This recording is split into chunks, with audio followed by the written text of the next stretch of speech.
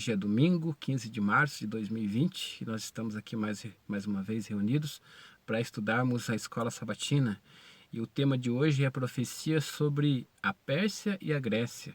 E nós estamos estudando essa semana e continuaremos estudando até o final da semana o capítulo 11 de Daniel. E o capítulo 11 de Daniel, no versículo 1 ao versículo 4, nós vemos ali que 3 reis ainda se levantariam da Pérsia e eles seriam seguidos pelo 4º rei, que seria o mais rico de todos, e provocariam os gregos. Depois de Ciro, 3 sucessivos reis, eles exerceriam domínio sobre a Pérsia. E nós vemos na própria lição que o primeiro rei é chamado Cambises II, que foi de 530 a 522 a.C., e depois o falso Emerdes, 522 a.C., que ele exerceu, e Dário, que foi no período de 522 a 486 a.C. E o 4º rei é Xerxes, mencionado no livro de Ester como Assuero.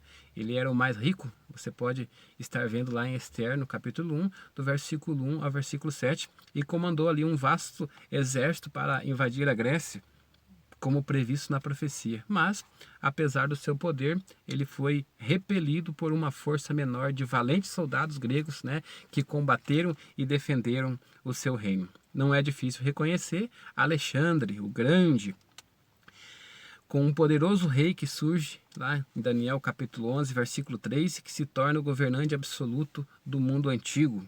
Mas o interessante de tudo é que aos 32 anos de idade, Alexandre Grande então morre e o seu reino ele é dividido.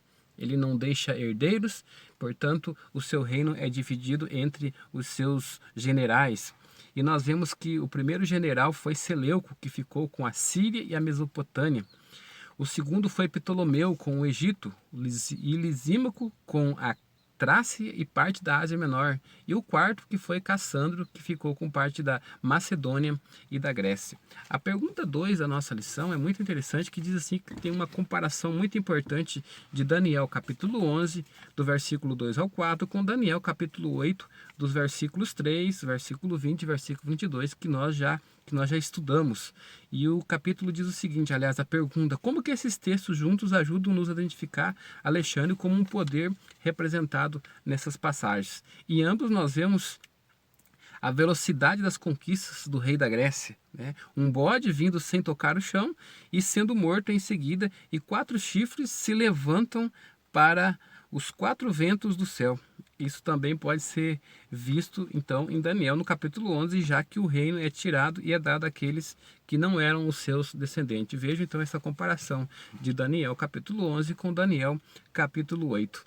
O que nós podemos aprender com essa variedade de nomes, com essas datas, com esses lugares e eventos históricos? Primeiramente, nós aprendemos que a profecia foi cumprida como estava previsto pelo mensageiro divino.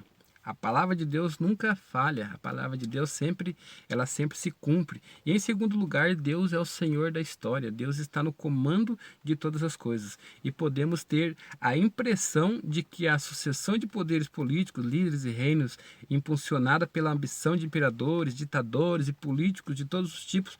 No entanto, a Bíblia ela revela que Deus está no controle supremo e moverá a história deste mundo de acordo com o seu propósito divino. O que, em última análise, nós podemos concluir que levará à erradicação do mal e o estabelecimento do reino eterno de Deus aqui na terra.